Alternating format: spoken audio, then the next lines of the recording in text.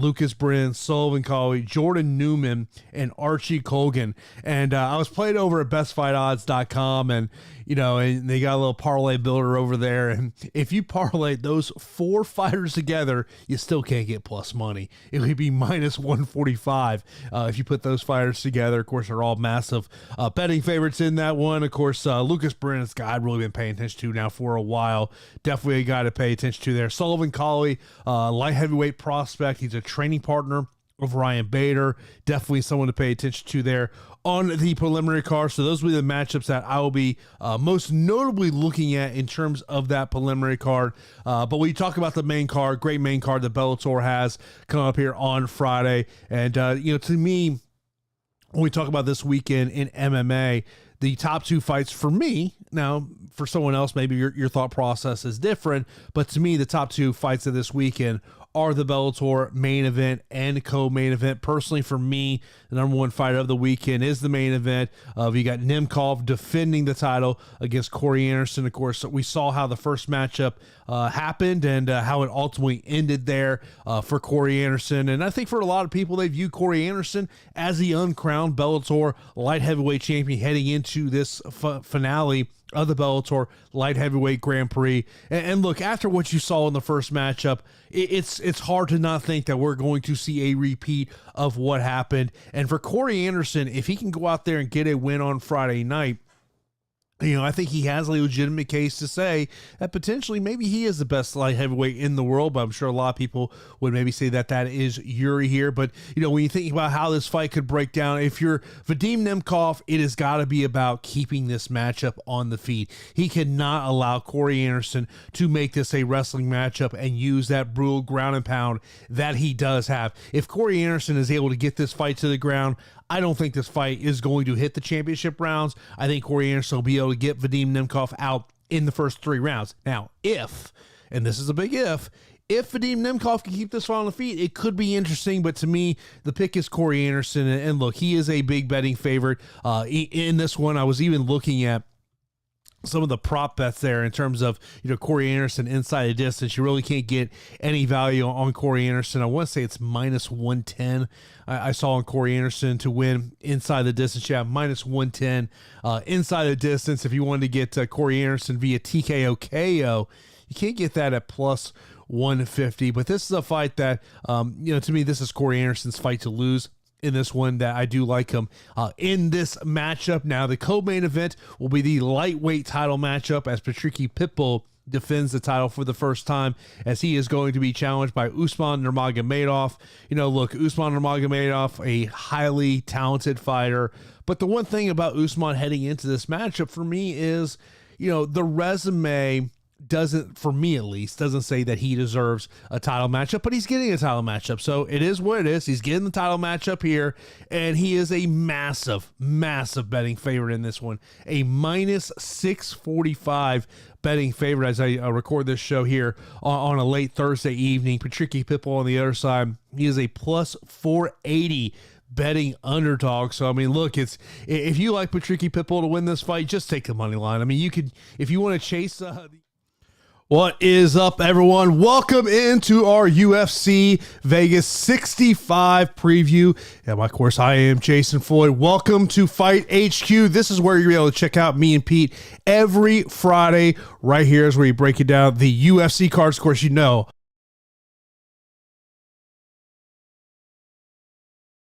gotta unmute myself there. Had a little muted there. Welcome in, everybody. It's the first show. We're gonna get the kinks out of here. But Pete, man, how you doing, man?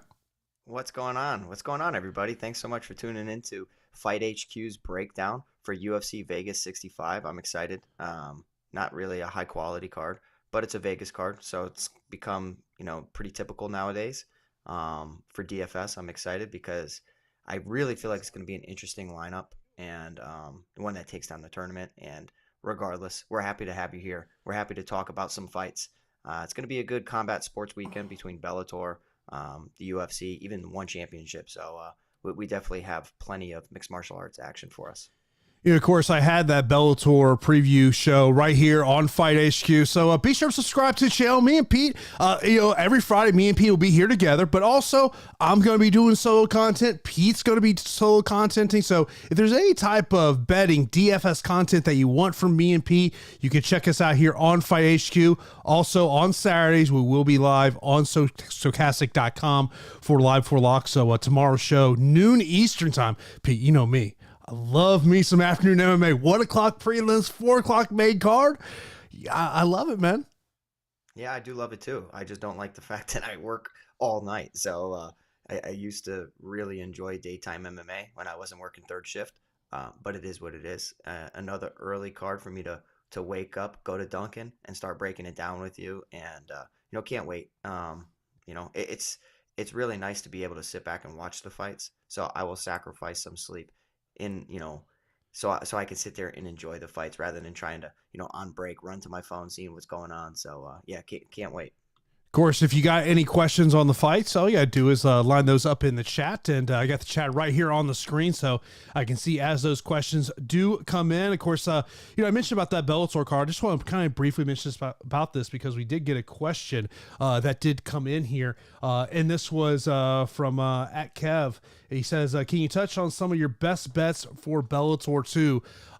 Look, when I did the Bellator show, Pete, there wasn't a lot of stuff that stuck out to me just because of, I mean, like if you look at the 4 top prospects on the prelims, if you put them all together, Pete, you still can't get plus money.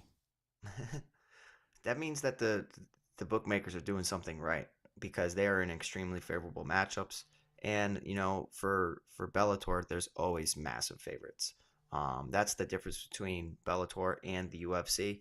Where, like this weekend we have Jack Della Maddalena, who's a minus 600 favorite.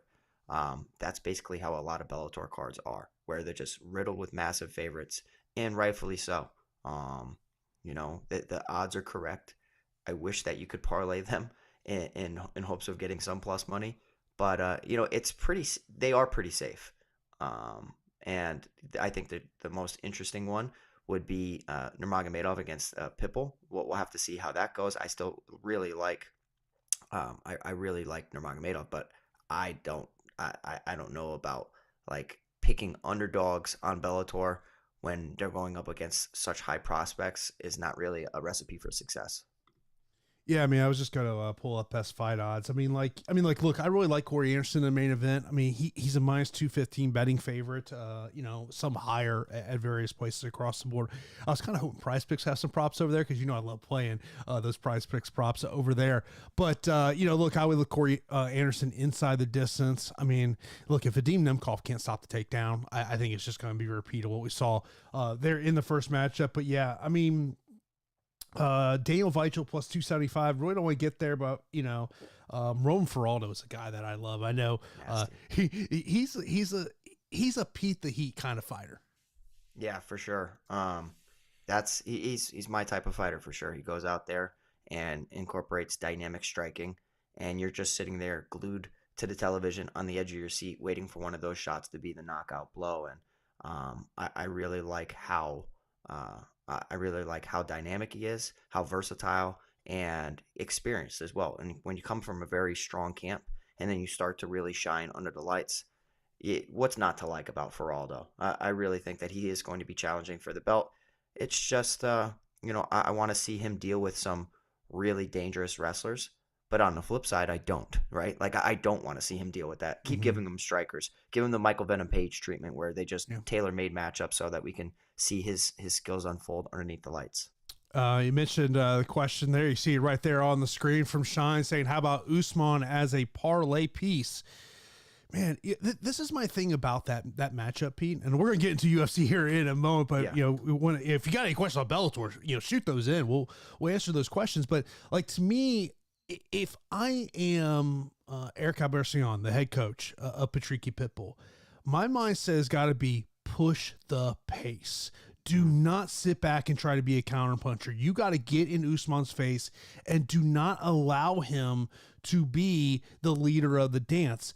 As a parlay piece, you're talking about a 7-1 betting favorite, Pete. Yeah, I probably will.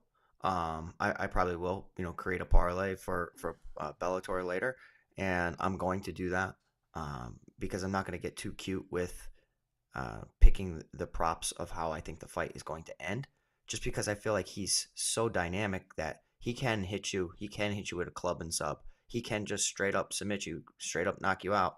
But Pitbull's very tough. So if Pitbull puts you on your back foot, anybody off their back foot is not the same fighter. So that's a great piece of advice would be, press him backwards, get that respect early. Usually within the first minute, if you can crack your opponent and get that respect, then you could start to possibly implement a better game plan than other fighters have in the past. But I am going to use him as a parlay piece, and I'm just going to, it's really tough because it's a ton of chalk. But what else are you going to do? If you're not going to put it a part of a parlay, clearly you're not playing it straight up. Minus 600 straight up, no.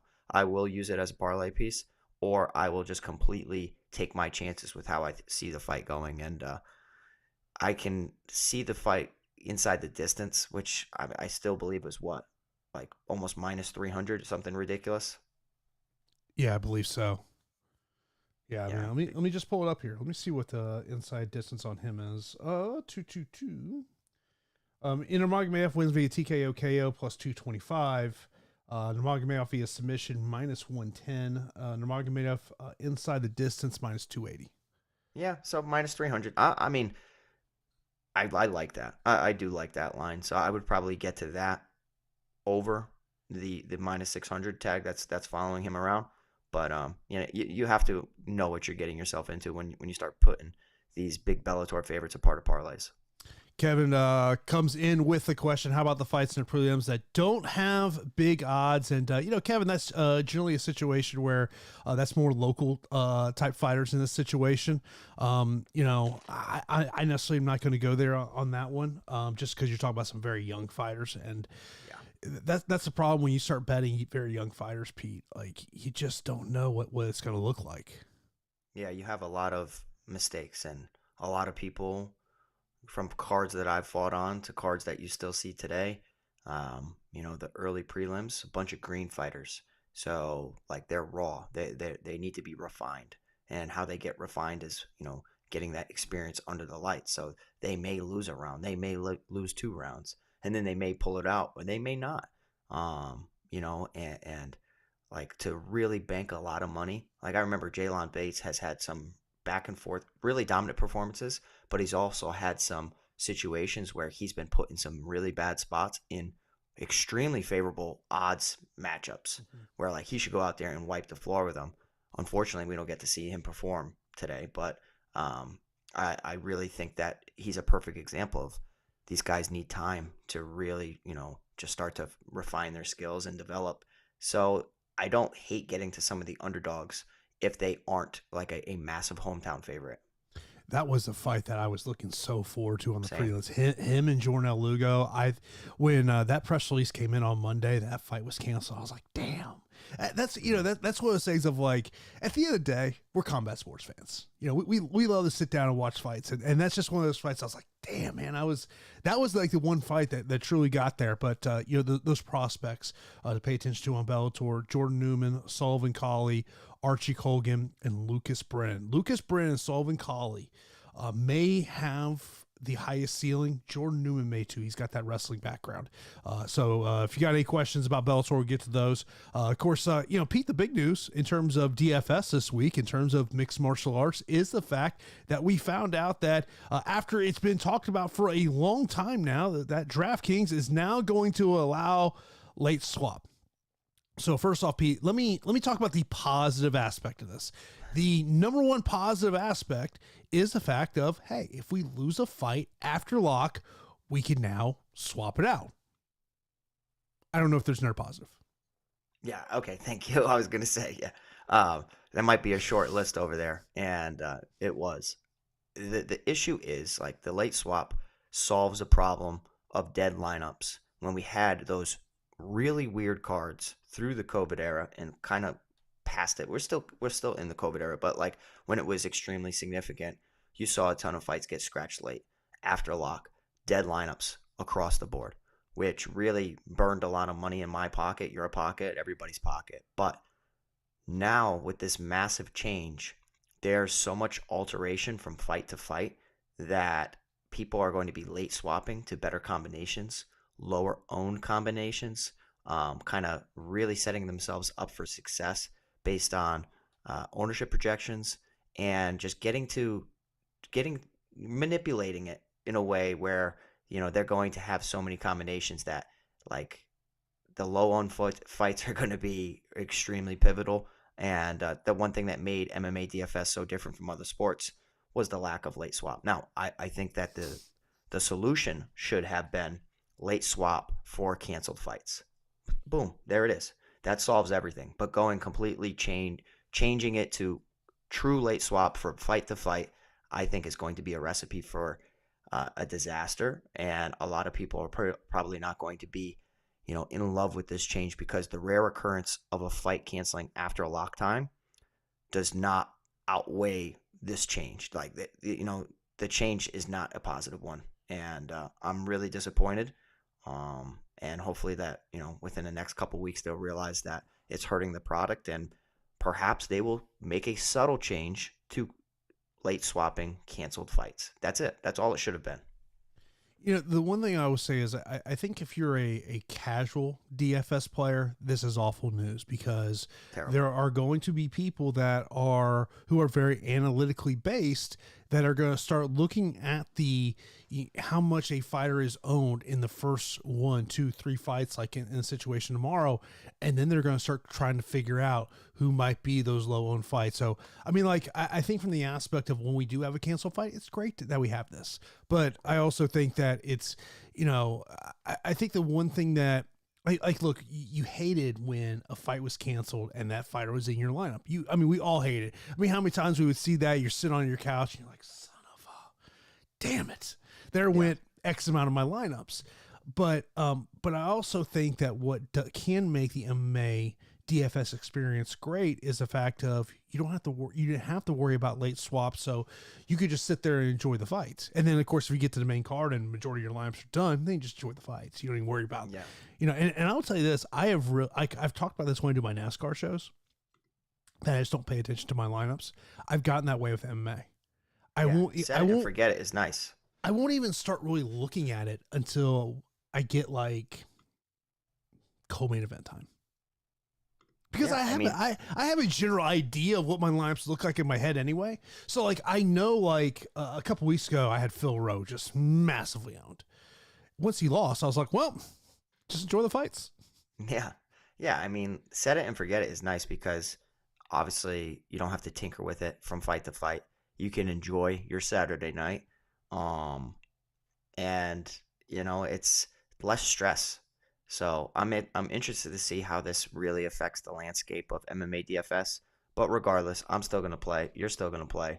But I'm going to voice my opinion on it every week in hopes that they change it to something that's going to, bring the product to a better spot than where I think it's going. So, we want upward trajectory with the direction of the product, and we shall see. But, UFC Vegas 65, well, it's a fight card, man. It's a fight card, and I'm interested to see if you agree with me on some of these fights or not.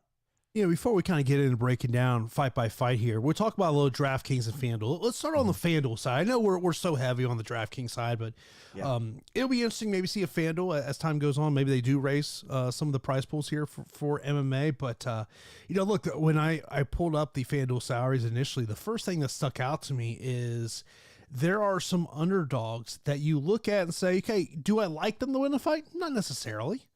Looking right at the main event. A $13 Derek Lewis. Like, we all know what he can do with his hands. Like that was a thing that stuck out to me. Ian Kuzalaba at $10 stuck, and this is just more kind of looking at the underdogs over on FanDuel. A Chase Sherman at $9 in a matchup where I'm not expecting his opponent to go out there and want to have a striking matchup. That kind of stuck out to me.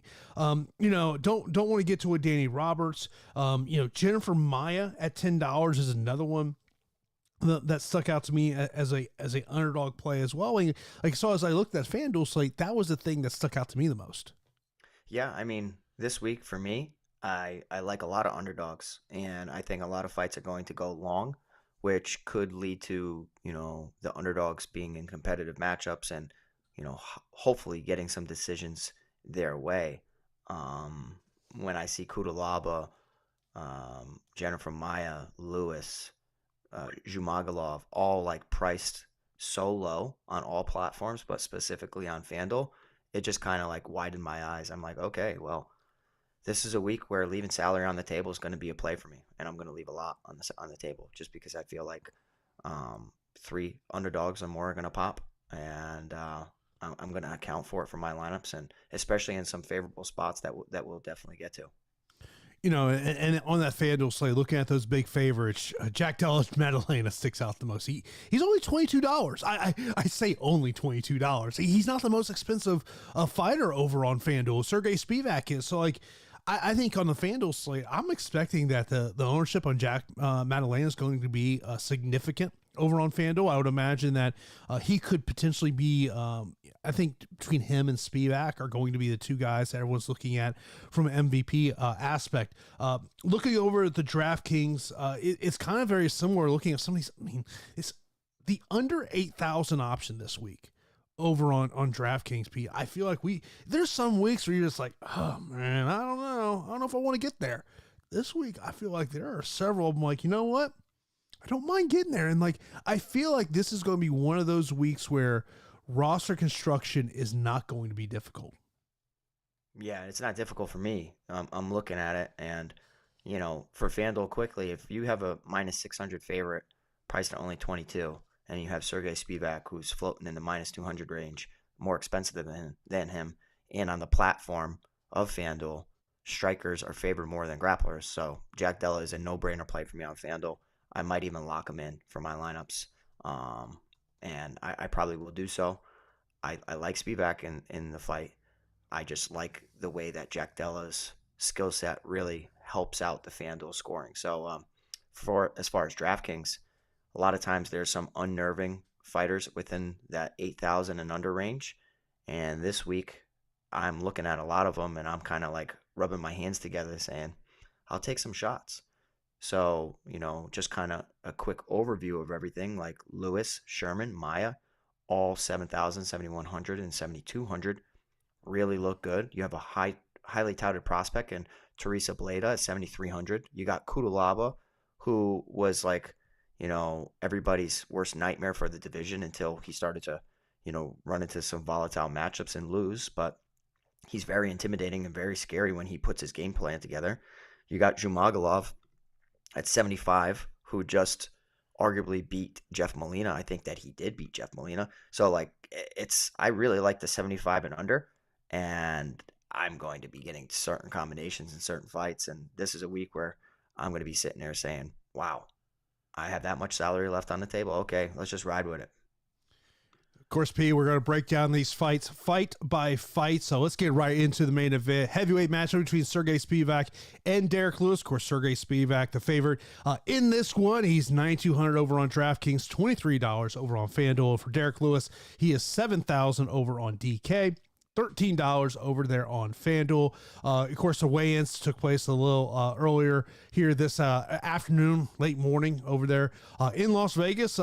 Seeing Derek Lewis step on the scale, I thought Derek looked pretty good.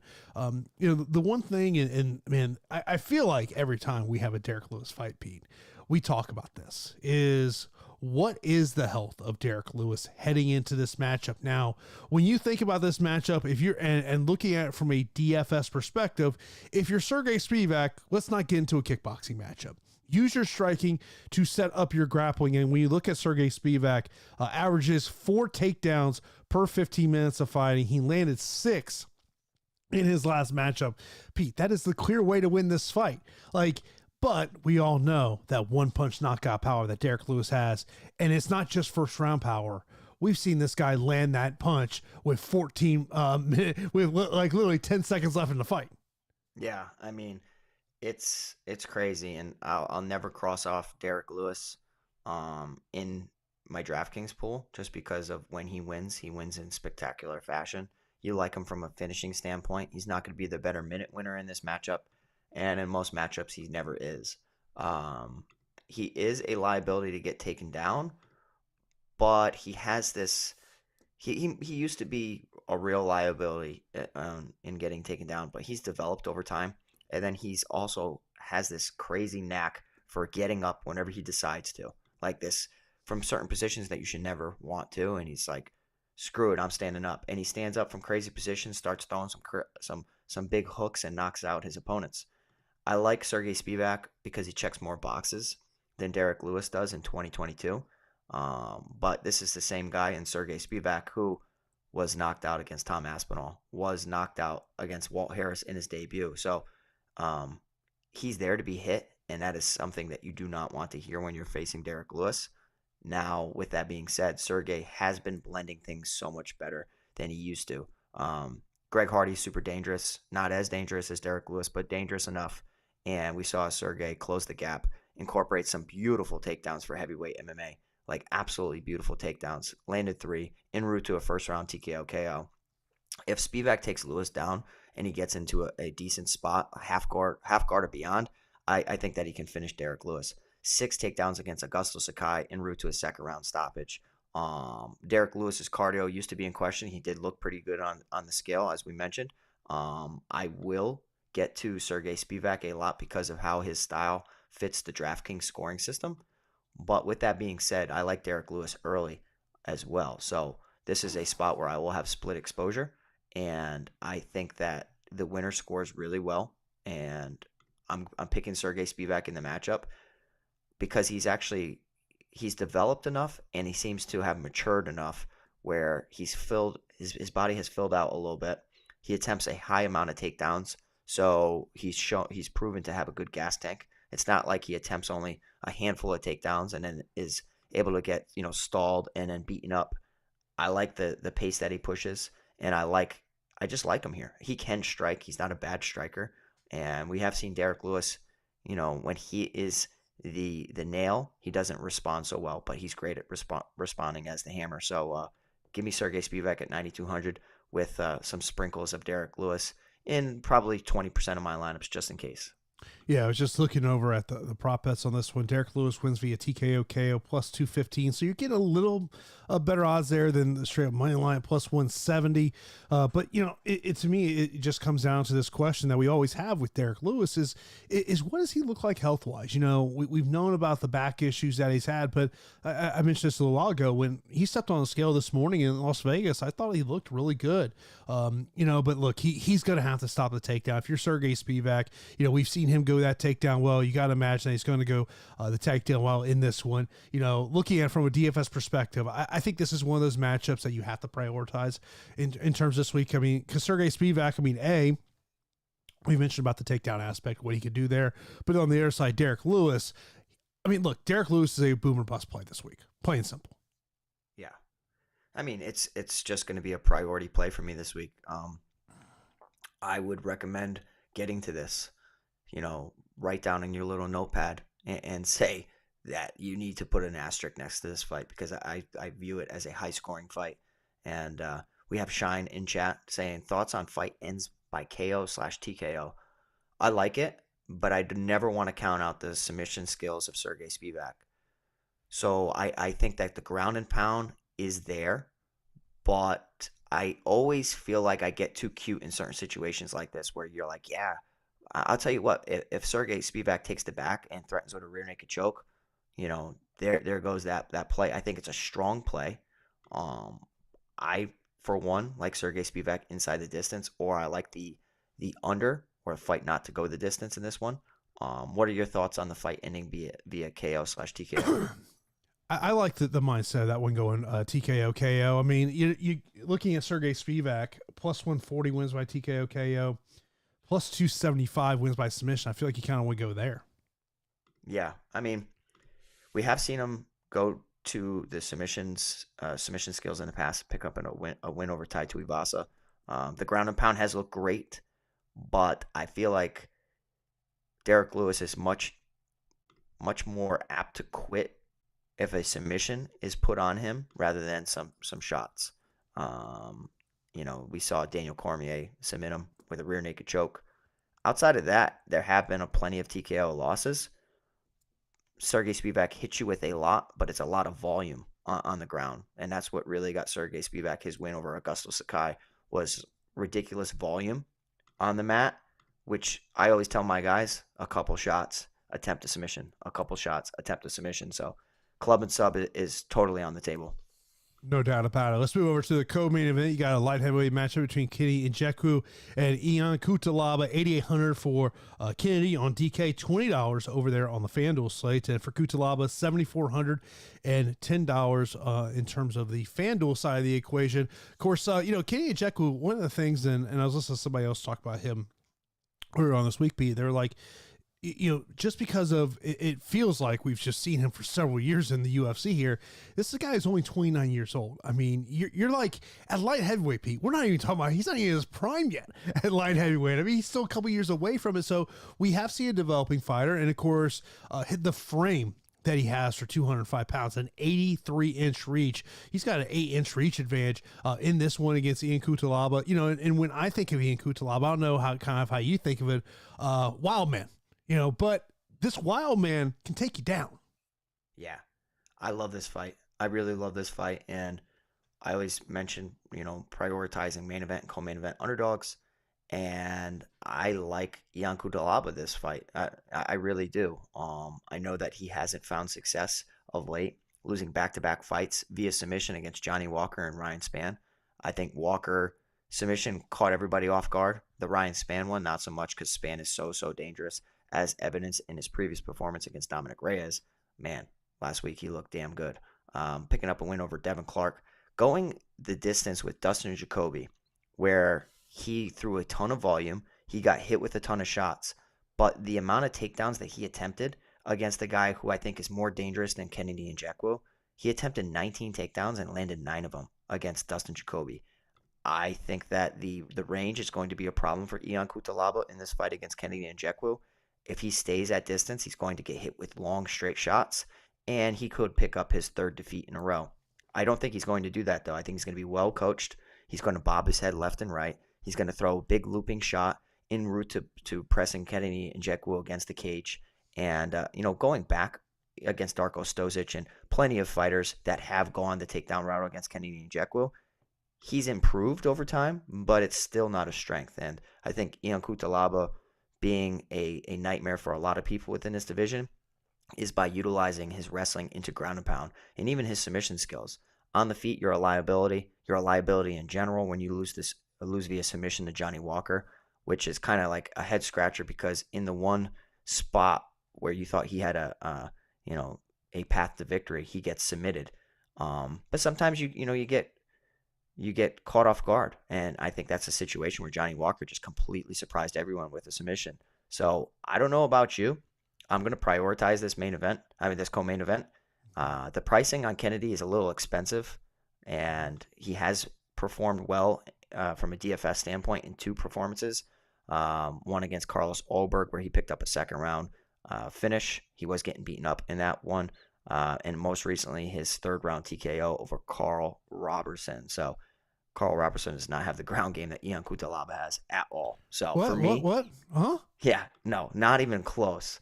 So this slander you have for Carl Robertson. No, I'll tell you what, the glory kickboxer who thought that he was a world-renowned grappler over and over and over in every matchup, I can't do it. So I'm picking Ian Cutelaba. He may lose me a lot of money this week, but in general, the thought process is get to this fight. So 7,400 is just too cheap, so I'm going to get to Cutelaba.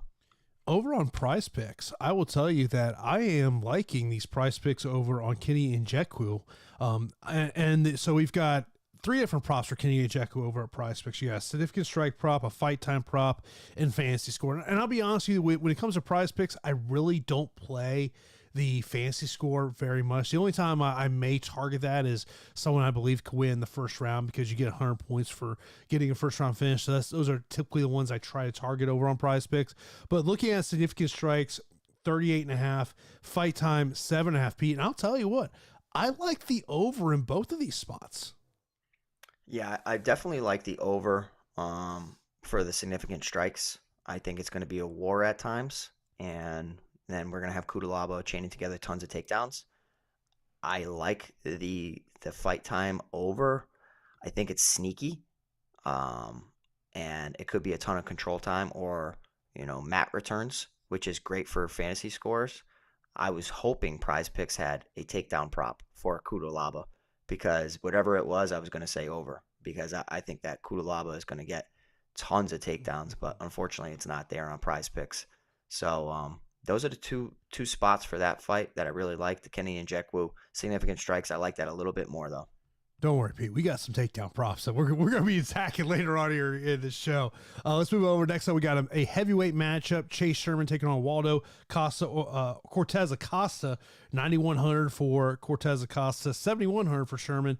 And then over on FanDuel, we got $21 and $9. Of course, Cortez Acosta just made his UFC debut a couple weeks ago against Jared Vanderaa. Of course, Sherman, I'm pretty sure it was that fight card. He was supposed to fight got canceled when his opponent was deemed medically unable to compete here. And, look, when we think about Chase Sherman, Pete, and fighters that, you really look to target against Chase Sherman are fighters that are going to look to utilize the grappling. However, this is a matchup where I'm like, Cortez Acosta is a boxer.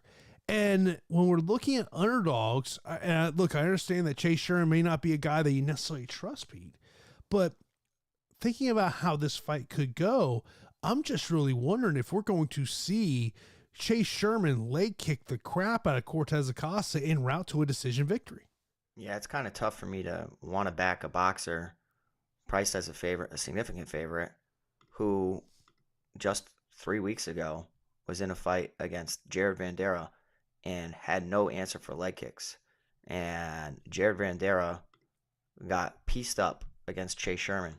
So, I mean, MMA math does not work, and I don't want to have that MMA math mentality. But I will tell you that Cortez Acosta landed 73 of 158 significant strikes against Jared Vanderaa, right? Chase Sherman recently fought Jared Vanderaa, which makes this fight really interesting because you can look at both of their fights and see what they did well. He landed 137 of 235 significant strikes. So the volume edge is clearly on Chase Sherman's side. The durability of Chase Sherman is something that really makes me scratch my head because he is live to get submitted when he's up against wrestlers. Doesn't have to worry about that in this situation against Cortez Acosta. So he finally gets a matchup where he can just sit there and strike. But guess what? He can't absorb shots all that well either. I think the under for this fight, the under 2.5, not the under 1.5, is sneaky because this could end up in the late second, early third, where a finish comes. But from everything, as far as being the better minute winner, throwing the higher volume, having the more versatile and well-rounded striking, it's Chase Sherman, despite his liability of getting hit, hurt, and finished.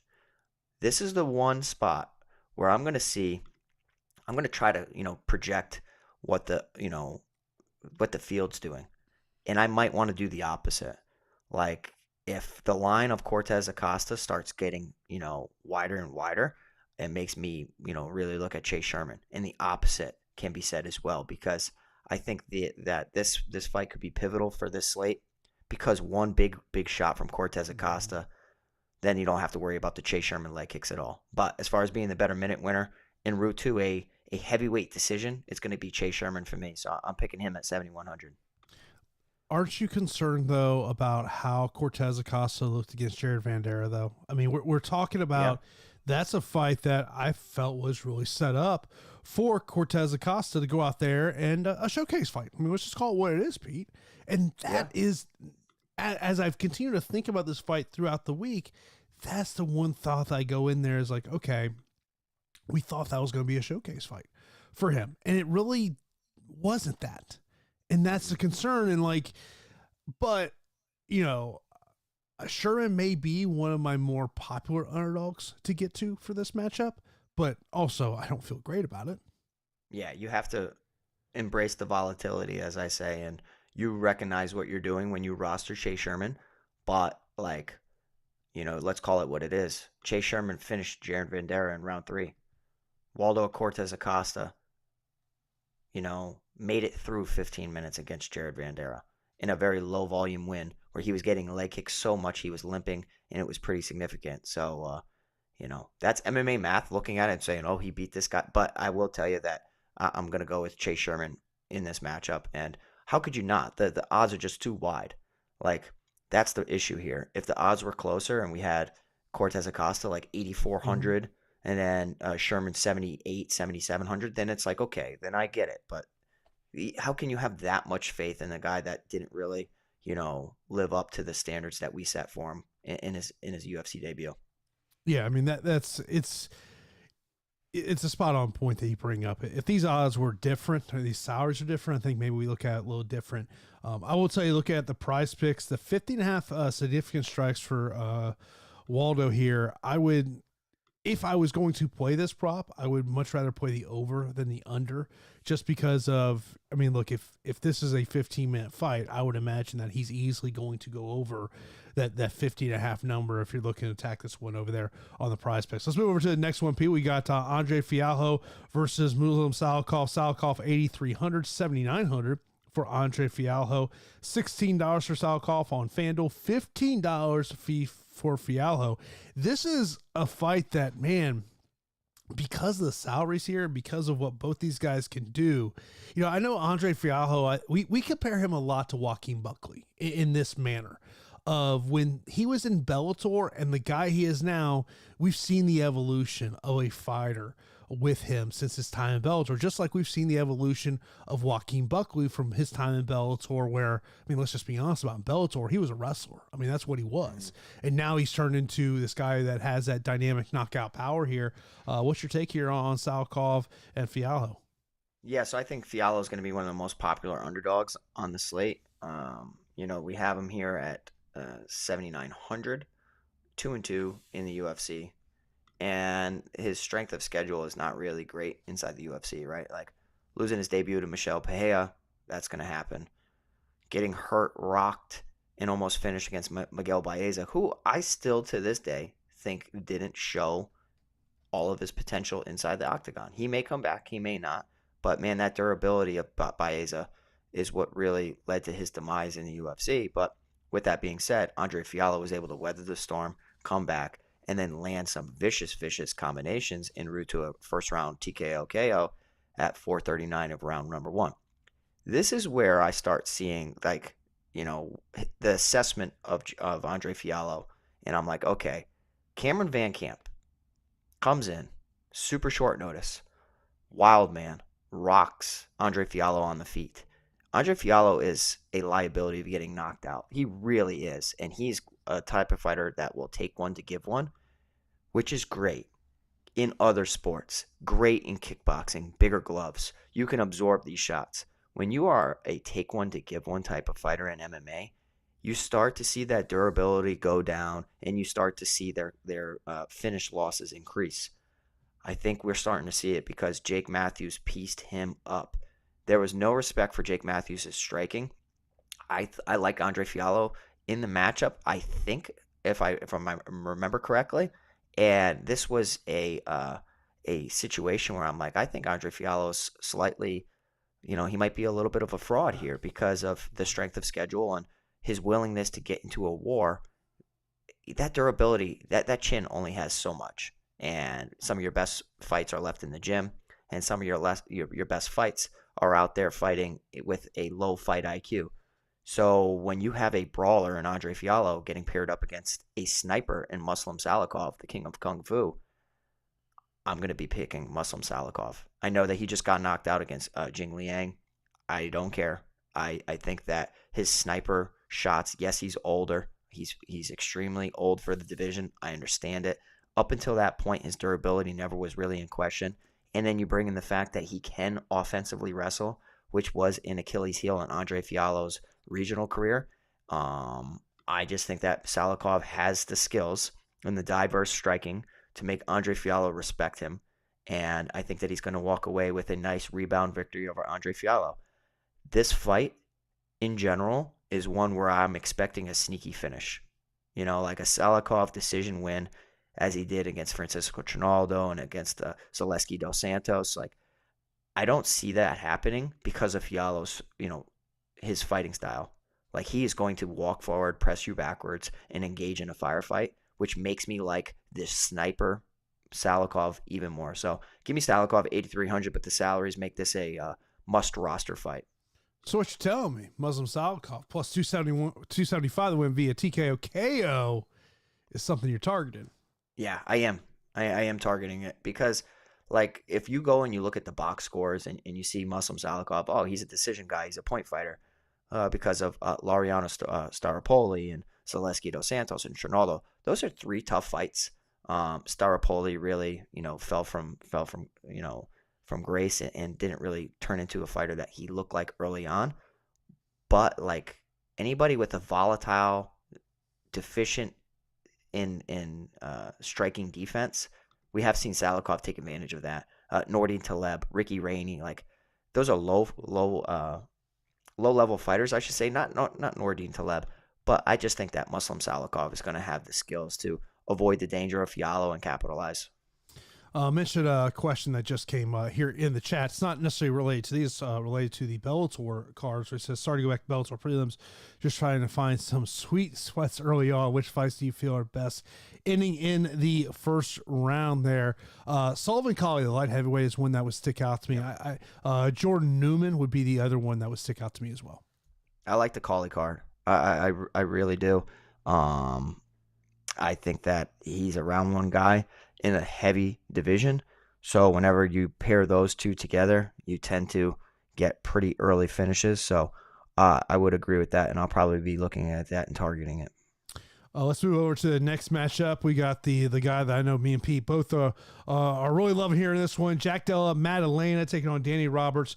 Maddalena 9,600, Roberts 6,600, $22.08.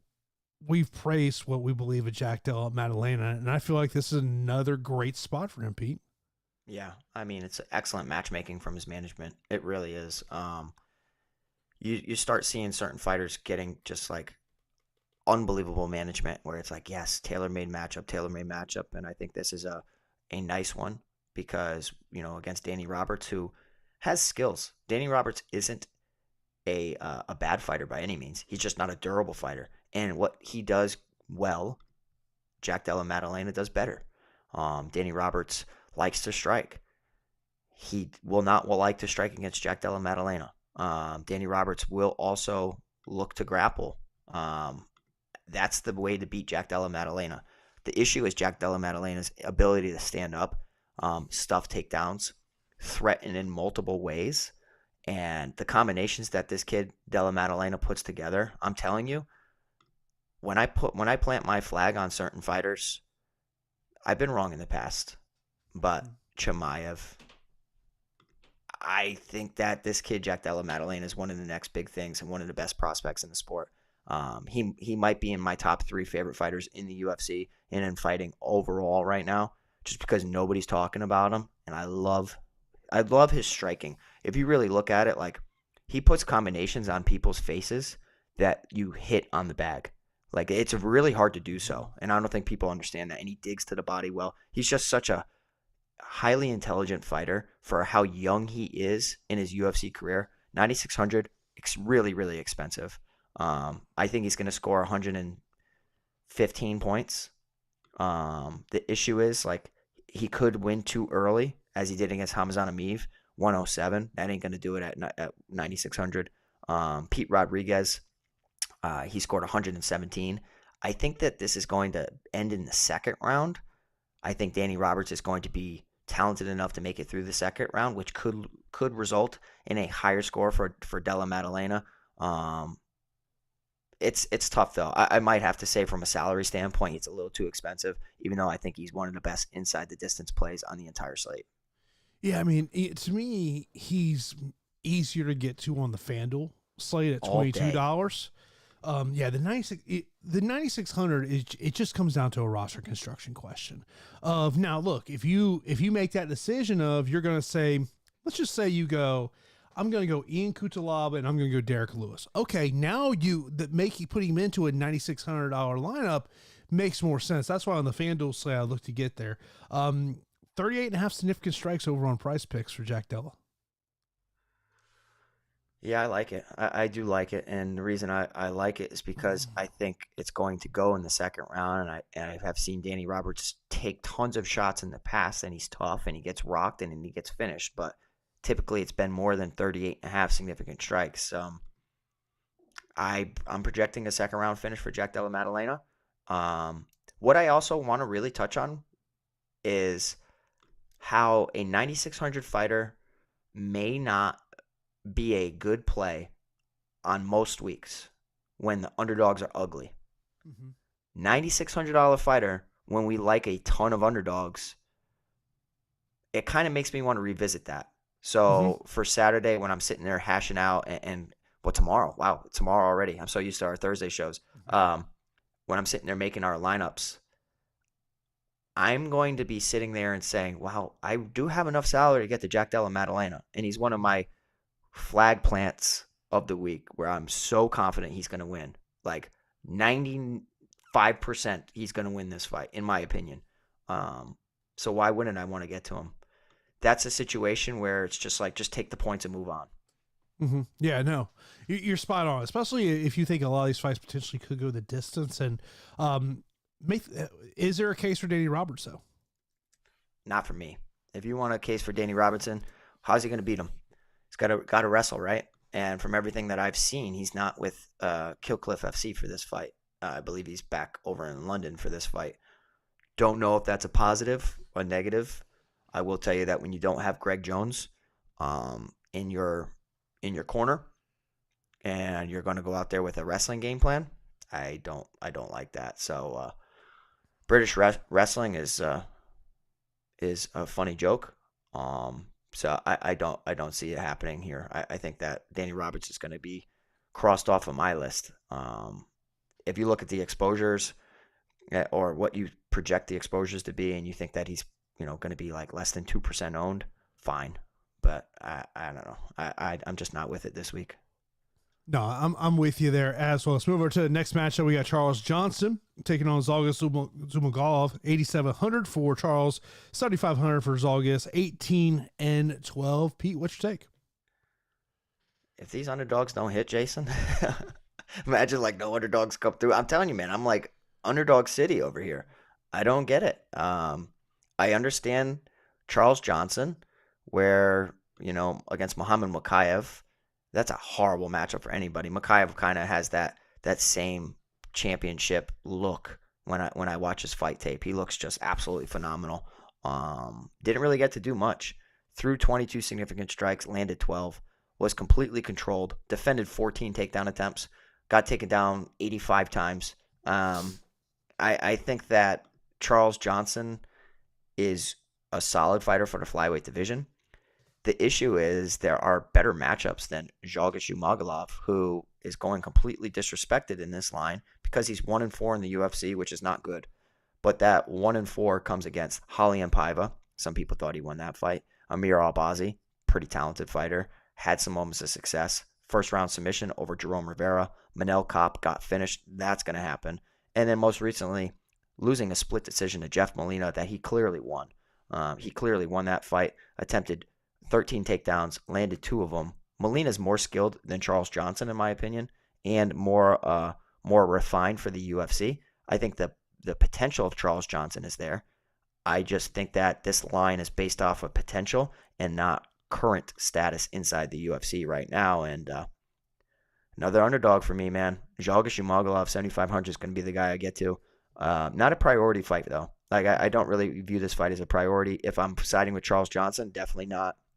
Zhalgas is pretty tough to finish. Manel Kopp hits you and finishes you. Does not mean that you are chinny by any means. Zhalgas Zhumagulov can make this fight interesting, compete on the feet, comes from a very strong camp and American top team. How can I not like him here? Priced as the underdog. So another underdog I'll be taking my chances on. Of course, let's get a comment into the chat from Shine. It says, how about a method of victory? You think this is Decision. a 15-minute? I think it's going to be a decision. I don't see this fight being a finish. Do you? No. I was thinking 15 minutes. Yeah. I mean, the over's good. Yeah. Yeah. Throw this next question in here from Kevin. He says, low question, Ospin. With the whole Derek Miller injury and line movement, is this something the UFC needs to investigate more? And do you think it happens more than we think? The U.S. integrity is the one that is investigating this. You may have seen the articles about this, but so basically the U.S. Integrity works with sports books, and they were the ones that were alerted to when that whole situation happened.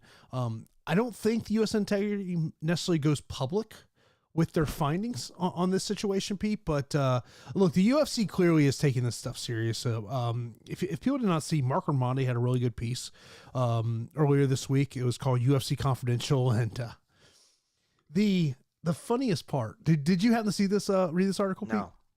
The funniest part is, so basically, no one would go put their name out there with these quotes, but it was that an anonymous coach said that he was sitting in the back. Saw another fighter warming up, didn't like what he saw, and placed a bet. Oh, shoot. Wow. That's kind of funny, though. Like, how's that any different than, like, sitting on the sidelines watching, like, Kyrie Irving warm up or something, and you know what I mean? And then noticing, like, oh, he's got a little limp. I'm going to target the under of his points or something like that. It's just we're maneuvering through this new wave of betting and odds, and all this is pretty new for a lot of people, a lot of places. And over the course of the next couple of years, I think that there's going to be a nice system for everything. The issue is it's just everywhere right now, and we're kind of flooded with it, and people are a little overwhelmed. I think that there's clearly an issue with the coach, and the injury leaking is interesting. Mm-hmm. So you got a rat somewhere, and that rat could be the coach, could be a fellow training partner, could be somebody. But that significant line movement tells me that some shady stuff was going on, and I think they're going to get to the bottom of it. And I would not want to be on the hot seat, especially under this first case like this. You know what I mean? Like, this is a big one that's going to set the standard and the precedent going forward. So that if anything negative is found, they are going to be extremely harsh consequences. Well, go back to January, Pete, and you remember it was fight day when there was rumblings about a Francis Ngannou injury. Then after the fact, Eric Nixis goes, "I'm actually surprised this didn't get out sooner than it did." He goes, "Because we were sitting in the PI," and he goes, "Anyone who's walking the PI would have noticed that there was an issue with Francis's knee." I mean, that's the thing. It's when you look at when the UFC made this initial announcement, is that they said, like, hey, there's state jurisdictions who have come to us. Well, it clearly has to be Nevada that came to them. I mean, clearly it had to be Nevada. Kevin's saying, he goes, never watched MMA until COVID. Thanks you two. You got me hooked, and I know a lot of my friends love y'all. Thanks for what y'all do. Pete is going to have a following when he fights next. Yeah, it's MMA is, I think when you look at any sport, since COVID, MMA I think is the one that really benefited the most from what our world was. I mean, let's be honest what it is. Let's get on to the next matchup. We got a female matchup. Maria Moroz taking on Jennifer Maia. Maria Moroz, 9,000, 7,200 for Jennifer Maia, 20 and 10 respectively over there on FanDuel. This is another one that the salaries just jumped out to me. Like, really? That much of a disparity? Buddy, I'll tell you what. Either I'm going to have horrible lineups, or I'm going to have so much salary and so many combinations left where it's like, okay, I set myself up for success. I think if you take away anything from our show of our UFC Vegas 65 fight breakdown here on Fight HQ, and by the way, thank you guys so much. If you can hit that like button, we really appreciate it. Subscribe to the channel. Tons of content coming for you. I think if you could take anything from this show, it's just that the odds are wide in fights that they shouldn't be wide. So whenever that is the case, I will try to, figure out if I can get behind the underdog. And a lot of times I'm still going to lean towards the favorite. But this week, when the odds are so wide and I'm scratching my head trying to figure it out, and then I'm like, you know what? Like, I'm really getting pointed in the direction of the underdog. Why am I going to ignore all of the warning signs and everything? So this is another situation, man. Like, on the feet, Marina Moroz, priced at 9,000, high volume striker, throws high volume against a fighter that struggles with volume. But with the high volume comes pretty inefficient, like, metrics. Like, I'll look at the stats here. And we have Marina Moroz throwing 4.04 significant strikes per minute. Her striking accuracy, though, Jason, 32%. So, like, activity sometimes can sway the judges, but the more powerful shots will definitely be landed by Jennifer Maia, who doesn't have a significant drop down in significant strikes, just 3.61. I know in some fights she has looked lackadaisical. The takedowns have really solidified certain fights for Marina Moroz when she's able to blend things together, threaten with takedowns. She attempted 8 against Mayra Bueno Silva, landed 2, went 2 of 5 in the takedown department en route to a second round submission over Maria Agapova. She's not going to be able to do that to Jennifer Maia. She's just not. Jennifer Maia will have the upper hand in the takedowns, in the grappling.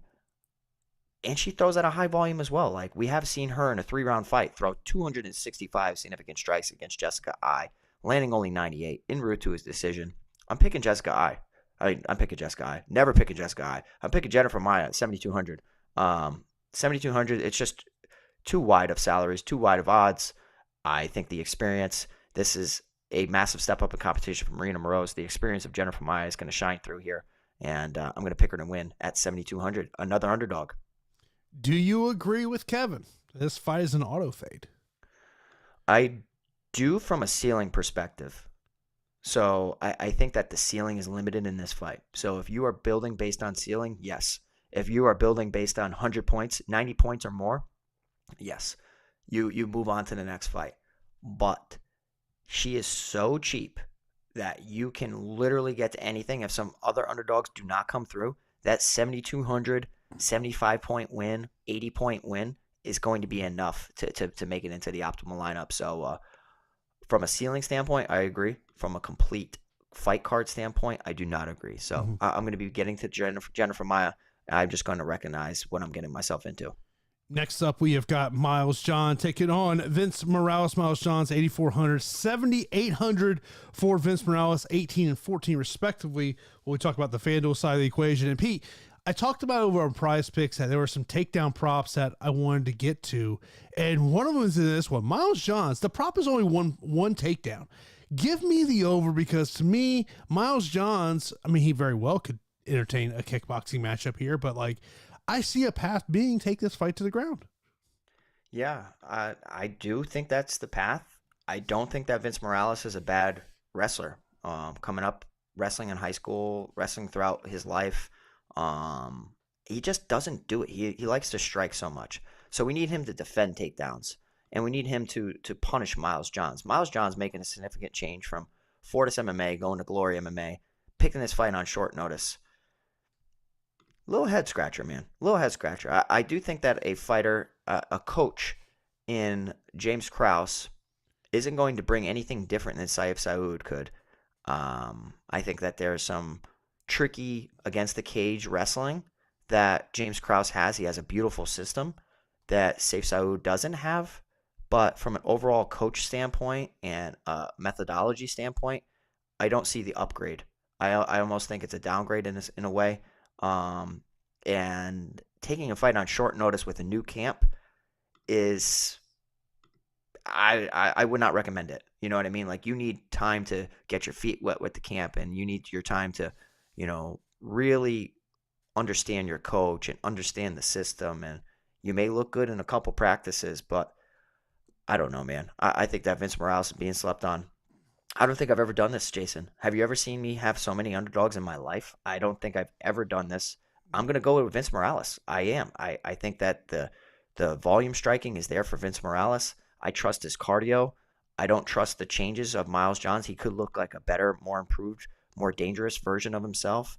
But if you look at it from the metrics standpoint, 4.42 strikes landed per minute for Vince Morales, 3.85 for Miles Johns. That higher volume from Vince Morales could lead to a decision win, but Miles Johns has clearly the more powerful punches and the better offensive wrestling. But the 28% offensive wrestling rate, I don't like that takedown accuracy. So give me another underdog. I sound like a broken record, and I hope that they come through this week. But Vince Morales, I was expecting him to be the slight favorite. I thought this was going to be a pick'em, going a little bit disrespected with the odds. Short notice fight here for Miles Johns. Mention this quote from Miles over at bjpen.com talking about the move to Glory. He said, he goes, I made the move over to Glory. It's been a couple months now. It's been a long, tough process. I love all the guys and girls over at Fortis, they will be family forever, and I have been with Coach Saif Saud for over 10 years. It was tough. I see him as a father figure. I have so much respect for him, but it was time for me to make a change. The MMA world is so big, and we only get to do this for a limited time. I felt I needed a change of scenery, and I am here and loving it. I really wanted to be close to family, and that was a big part of it. I didn't love the big city vibes of Dallas. I'm happy to get close to family and train under Krause. It's tough. It's tough, man. Loyalty is very rare in this game. Now, with that, I don't think that you should be blinded by loyalty. So I don't think that you should only stick with your coach. And if you're having problems and you're not developing or you're not getting the attention you need or whatever, that does not mean that you have to stick with them to the end. I do think that we're in a very shady business where fighters are extremely selfish. I'm a fighter, but I come from a traditional martial arts background, so I probably value loyalty a little bit more than the regular fighter who is just worried about himself, their next fight. I do think that this is a drastic move, and usually when you go and you make a move like this, there's no going back. Now, it's a good camp. So like going to James Krause is a very good camp. I just, if you really feel like he's a father figure and all this and that, and I don't know, but regardless, it's going to take some ironing out, getting used to a new coach, a new style, a new everything. I'm not gonna put my money on him. I'm gonna wait and see. And if I lose, okay, no biggie. Yeah, Jonathan, appreciate you checking us out here on Friday. Yeah, B and P will be here on Fridays, but for UFC events, of course, no UFC event next week. We do have the PFL pay-per-view, which I don't know if Pete, you saw that, $50. I know. My buddy said, "Hey, you want to hear a joke?" I said, "Yeah." He goes, "British wrestling." I was like, "All right, nice, good." He goes, "You want to hear another joke?" I said, "Yeah." He goes, "PFL pay-per-view." I said, "Dang, that's not nice. You're 2 for 2 with the good jokes." But man, goodness gracious, so I'm in the tough spot, right? Like I'm a fighter and I want to support these guys. I probably will dish it out just because, but I don't think a casual should, and that's the problem. Is if you're not catering to casuals, what the heck are you doing? You're not going to build an empire by not tailoring to casuals. So you need to fix something. Well, based on my attire, I'm an FSU guy. Yeah. FSU Florida is next Friday night at 7:30. What do you think I'm doing? Yeah, I think that you're going to be doing something else. Yeah. Yeah, definitely not be doing that. By the way, Shine, Pete's karate. That's his background with him and his dad there. Also, Kevin lying in there. He goes, Pete's single entry build may be the same as mine. Kutalaba, Spivak, Sumalgov, Della Maddalena. The last two are tough because I love Turcos and Brady, and they don't fit that Kevin, build. Nice lineup, man. I like that core, and we're going to get to Ricky Turcios and Brady Heastan, but guess what? I like those as well. I like those fighters as well. So maybe we're all kind of in the same same spot and thinking the same, which is good. But you have to think outside the box as well. So if that lineup is going to come with a ton of chalk, which it's not because it's a ton of underdogs, you just kind of have to think of how the fights are going to go, similar to how you would for NFL builds, and go down that narrative street a little bit. Now, as we move over, you mentioned about that Ricky Turcios fight. That's the next match we're going to talk about. He's 8,600 taking on Kevin Navadaya, 7,600, 17-14 over there on FanDuel. And Pete, I know you, the prize picks prop on Ricky Turcios, significant strike, 6.5 sticks out to you. Yeah, it sticks out to me. And I think this could be recency bias where Ricky Turcios, a guy that I was big on because of how he looked on The Ultimate Fighter, and crazy volume, really good volume. Kind of like a little Tony Ferguson-esque, going back, through The Ultimate Fighter, in wars all the time. You go to his Dana White Contender Series prior to The Ultimate Fighter, threw 110 significant strikes, landed 110, I should say. In the Ultimate Fighter winner, in the finale, he landed 100 significant strikes against Brady Heastan, and that's when he was taken down 6 times. So, he was controlled for 7 minutes of that fight and still landed 100 significant strikes. The Amin Zahabi fight, I don't know what the heck. That was like Francis Ngannou, Jairzinho Rosenstruck staring at each other. No, which fight? Didn't they have one? I don't remember what fight I'm thinking of, but it was no, it was Derek Lewis, Jairzinho Rosenstruck, where it was like the worst fight of all time. No, it was Ngannou and Lewis. Ngannou and Lewis. See, all these guys just blend together. You know the fight I'm referencing, but they was like the staring match. They were just staring in a mirror, shadow boxing each other. That's essentially what Amin Zahabi and Ricky Turcios did. I don't know. I think that's a recency bias line. I was hoping it was going to be like 45 and I was going to smash it, but 63.5 is fine. The issue is Kevin Natividad's durability. Can Kevin Natividad take 64 significant strikes? I think he can, just because I don't think Turcios has a lot of power. He has volume and route to TKOs. It's a shame, man, because I think that Kevin Natividad has skills, and he comes from a good camp and fight ready. Very good striker offensively, very good wrestler offensively. It's just that chin has not held up at all. I think it's going to hold up here. I think the volume is going to go in Turcios' favor, and I like him here at 8,600 in the price where people could be just scrolling past him, and most recent performance scoring only 10 may make people want to go somewhere else, but scoring 119 against Brady Heastan, who I think possesses a higher work rate than Kevin Natividad, makes me like Turcios a lot. Turcios, we look at the strikes landed per minute, 5.27 for him, 2.63 for Kevin. So that one stuck out to me a little bit there.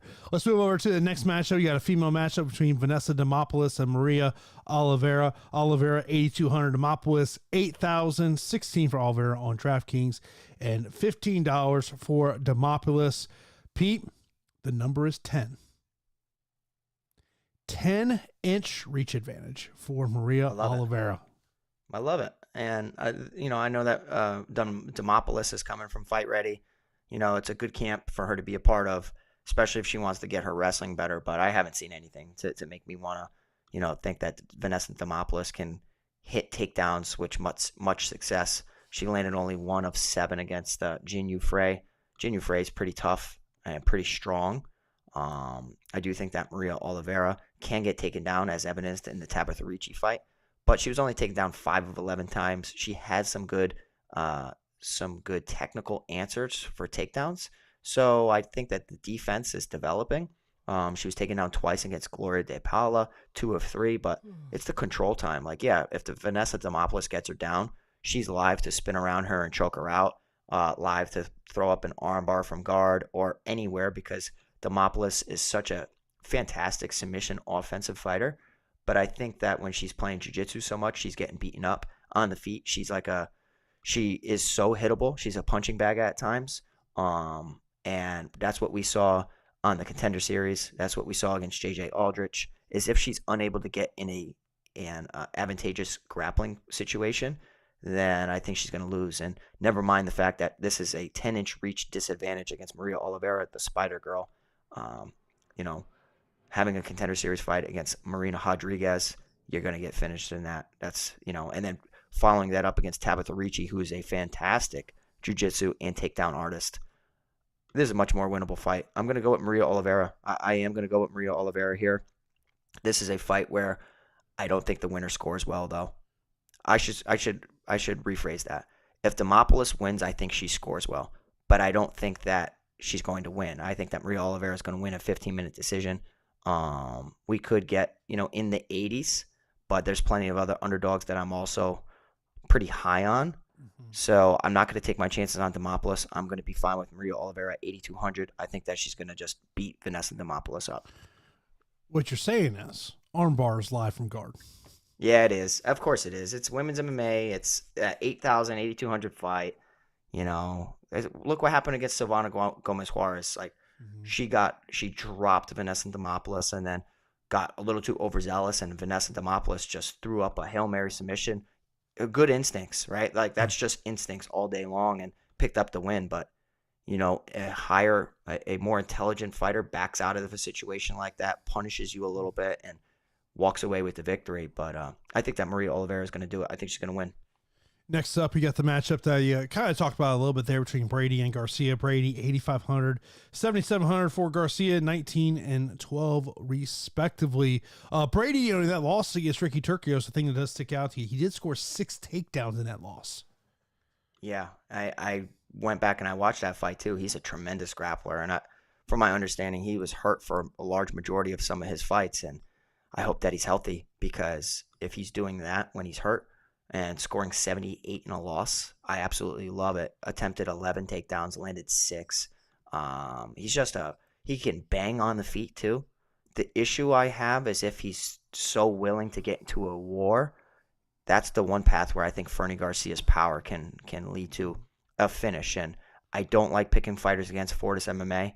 It's kind of like, Fortis MMA is a gym that I really respect, and Saif Saud, and they're going to tailor their game plan around their strengths and try to make sure that their strengths shine through. Fernie Garcia got outworked and grappled against Journey Newson, so that he's been grinding in the cage, but the issue is how he's predominantly a boxer, doesn't mix up his attack. I think that the versatility of Brady Heistand, of throwing everything on the feet en route to overpowering wrestling and volume, I think the cardio is just in Brady Heistand's favor. I didn't like what I saw from Fernie Garcia in the cardio department against Journey Newson. With that being said, there could be some room for development, but I'm going to be siding with Brady Heistand here at 8,500. Yeah, I don't blame you in that pick as well. Then, of course, our first fight of the night is a female matchup. Natalia Silva taking on Terez Belita. Belita, a 6-inch reach advantage as the underdog here.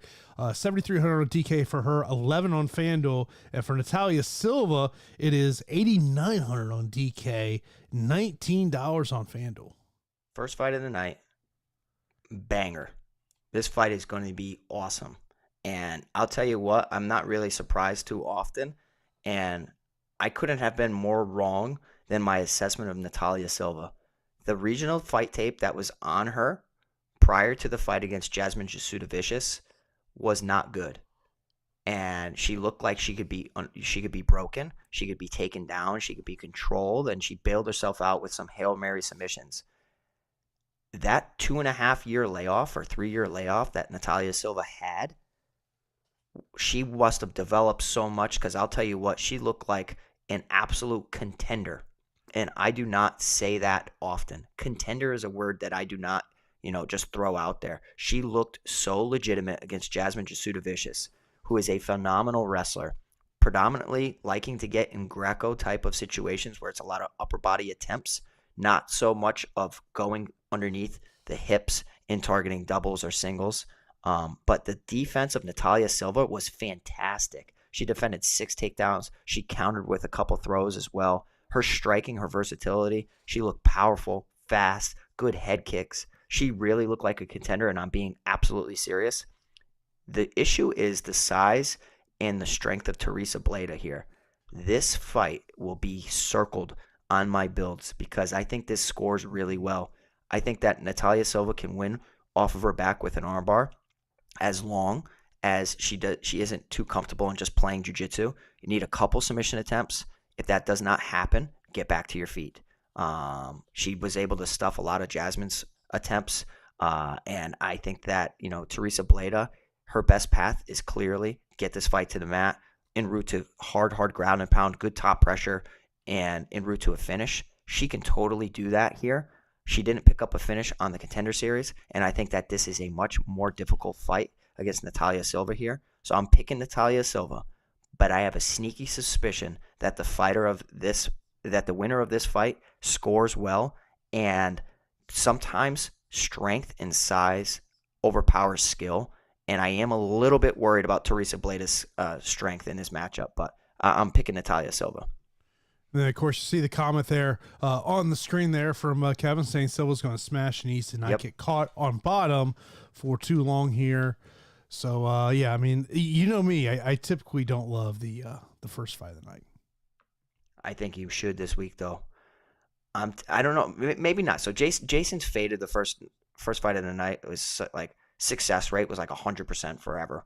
And then all of a sudden these volatile matchups just started happening, and it's usually a volatile fight. That's why they kick off the card with it. I will agree with Kevin and Shine. I'm pretty high on Silva, but her opponent, Teresa Bleda, is big, as Kevin has said in chat. Yeah, of course. If you got any questions, we're going to start to wrap up the show here in a moment. Of course, we appreciate you tuning in here on the Fight HQ YouTube channel. Of course, we'll be here before every UFC event. We're also going to have content we're going to be throwing up there, whether it's Bellator related. We got PFL next week. We'll see what those betting lines look like. I'm imagining Kayla Harrison will be like, I don't know, 7-8 to 1 favorite. Jeez. Oh, you know how that is. Kevin mentioned he threw in a question here. In my 20 max, I'm locking 2 people in, Kutalaba and Brady. Think they have insane ceilings. Anyone else you think on locking?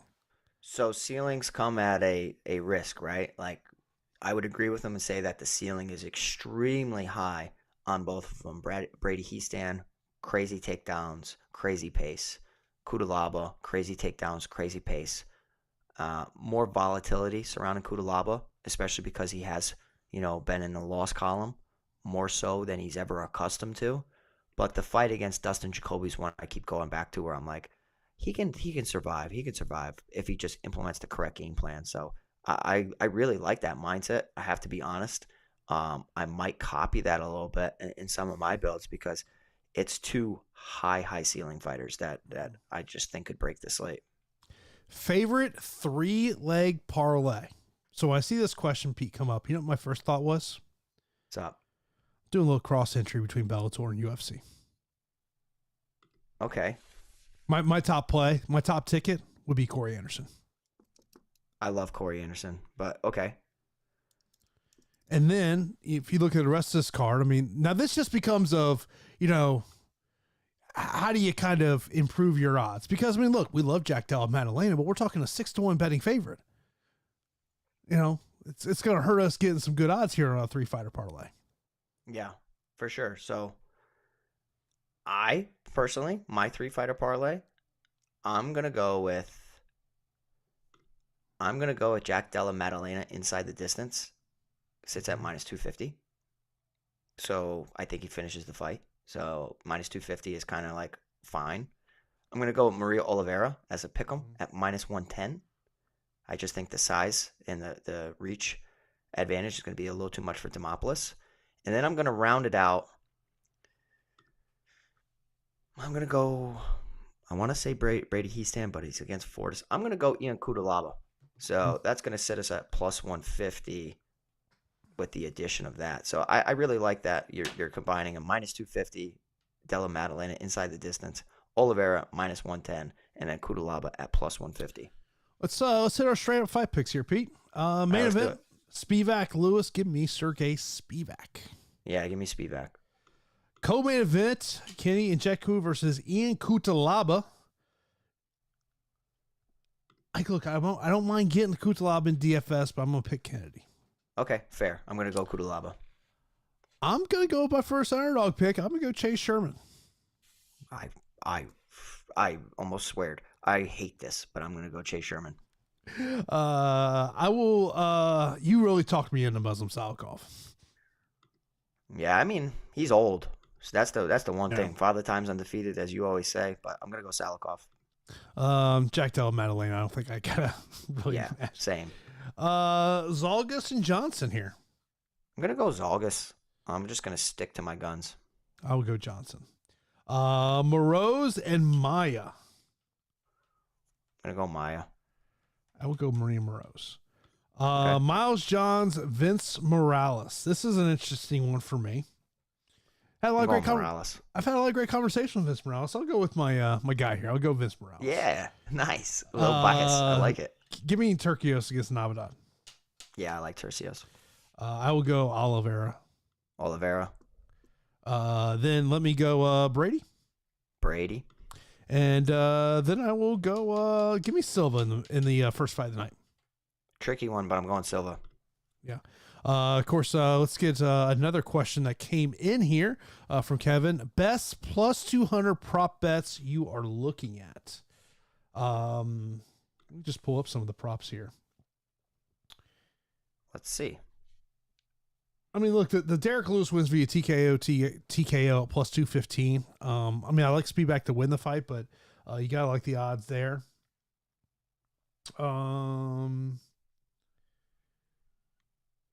How about Chase Sherman wins via decision plus 500? Wow.